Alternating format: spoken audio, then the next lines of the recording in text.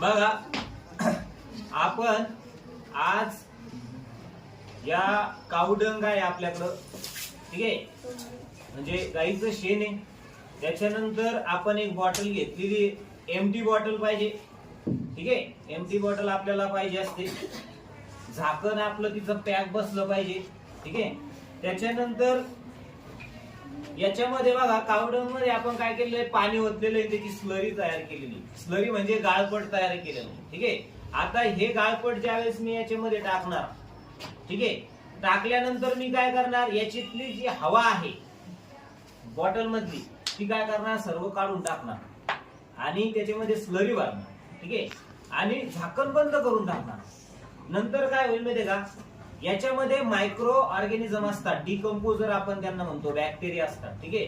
बॅक्टेरियाचं काम आहे डिकम्पोज करणं, ठीक आहे.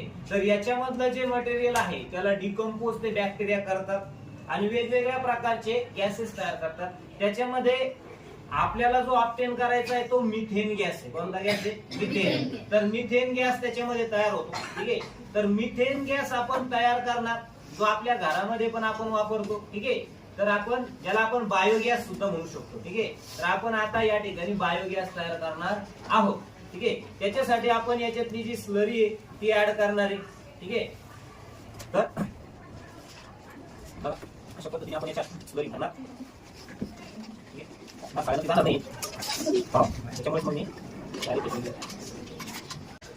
आता आपण याच्यात पाणी का बरं ओतलं? पातळ व्हावं म्हणून. पातळ झाले ना काय होणार आहे? हे बघा मायक्रो ऑर्गॅनिझम जे बॅक्टेरियाचे, ठीक आहे, बॅक्टेरियाला फ्लोटिंग करण्यासाठी आपण पाणी ओतलेलं आहे. फ्लोटिंग म्हणजे काय, ते पोहत जातात दुसरीकडे, समजलं का.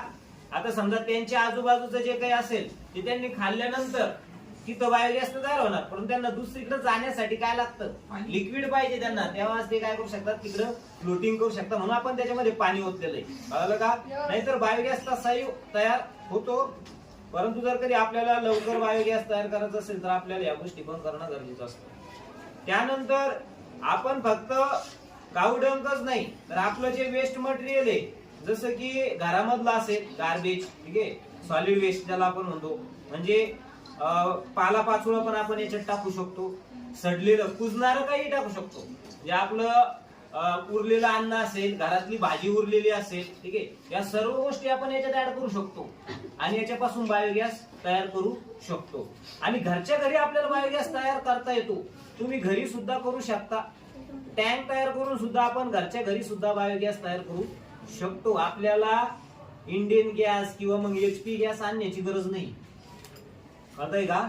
इंडियन गॅस, HP गॅस आणण्याची गरज नाहीये. बायोगॅस आपण घरच्या घरी तयार करू शकतो. कमी 2 ते 4 दिवस लागतात. किती? 2 ते 4 दिवस लागतात. जर आपल्याला ही जी रिएक्शन आहे ही फास्टर करायची असेल, लवकर करायची असेल, लवकर बायोगॅस तयार करायचा असेल तर आपल्याला या ठिकाणी ग्लुकोज युक्त वेस्ट मटेरियल टाकावं लागेल. म्हणजे त्याच्यामध्ये कार्बोहायड्रेट ज्यादा आहे, म्हणजे जसं की पोळ्या आहेत त्याच्यामध्ये कार्बोहायड्रेट आहे, कळतंय का.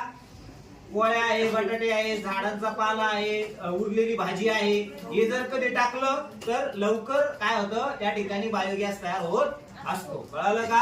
हे त्याचं महत्वाचा मुद्दा आहे.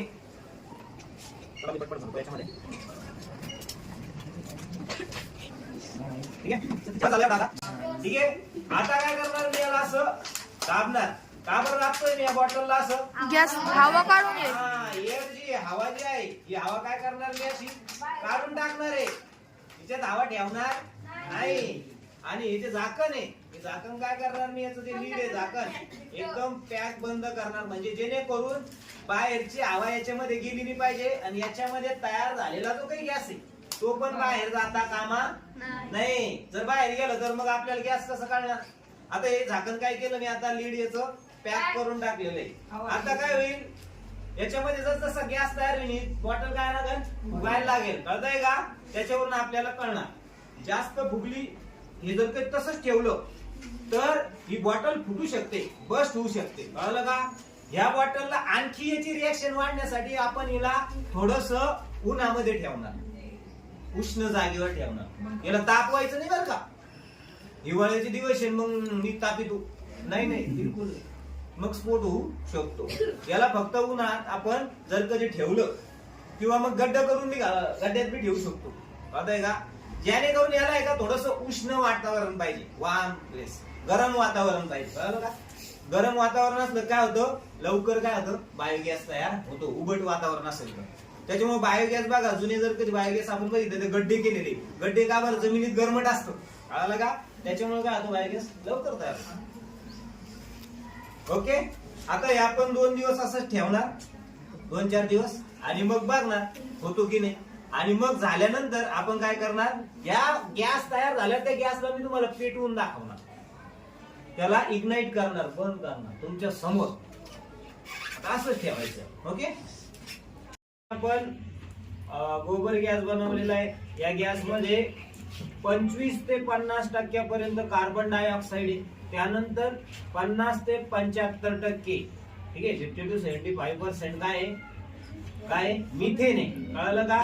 म्हणजे जवळपास 50% कार्बन डायऑक्साईड आणि 50% काय मिथेन आहे. त्यामुळे कार्बन डायऑक्साईड काय करतो, जे आग आहे, फायर जे, त्याला विझवण्याचं काम करतो ऍक्च्युली. त्यामुळे ज्यादा करून तो तयार होणार नाही. म्हणजे 50% कार्बन डायऑक्साईड आहे, 50%च काय मिथेन आहे. त्याच्यामुळे मिथेन जो आहे तो कमी आहे याच्यामध्ये. ठीक आहे, 100% मिथेन असतं ते खूप जास्त काळ चाललं असतं. बघू आपण आता या ठिकाणी. मी पहिले याला बंद करतो. ओके नाही,